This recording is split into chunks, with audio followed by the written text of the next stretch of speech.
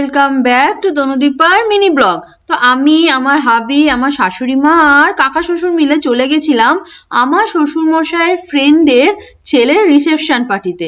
শ্বশুরমশাই আসেননি কারণ উনি বাইরের খাবার অ্যাভয়েড করেন। তো আমরা রিসেপশন পার্টিতে গিয়ে সকলে মিলে ভীষণ এনজয় করলাম, কারণ রিসেপশন পার্টিটা প্রচুর বড় জায়গা জুড়ে অ্যারেঞ্জ করা হয়েছিল আর চারিদিক খুব সুন্দর করে ডেকোরেট করা হয়েছিল। তারই বেশ কিছু অংশ তোমাদের সাথে শেয়ার করলাম, তোমরা দেখো, তোমাদের নিশ্চয়ই ভালো লাগবে।